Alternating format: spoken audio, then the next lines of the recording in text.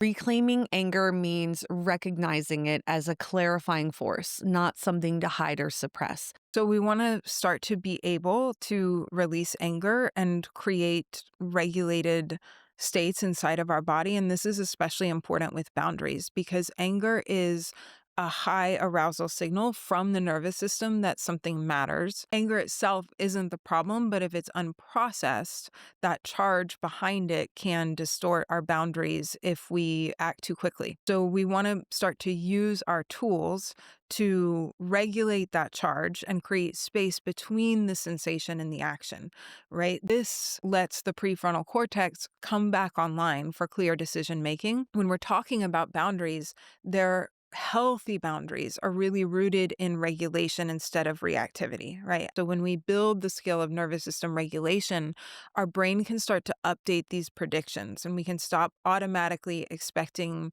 everyone to harm us when there isn't harm there, or we can assess where the appropriate harm is. And we start to become able to distinguish between past threat and present day reality.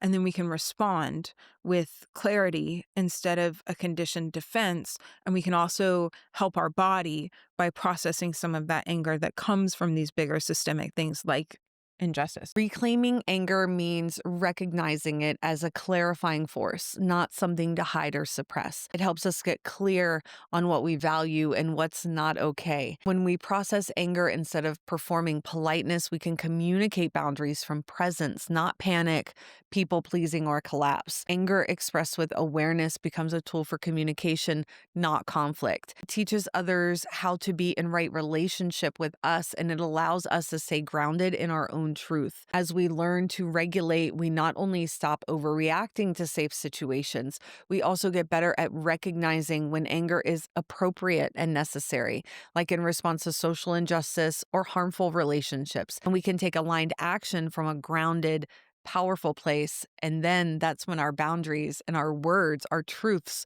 are really truly received by another person.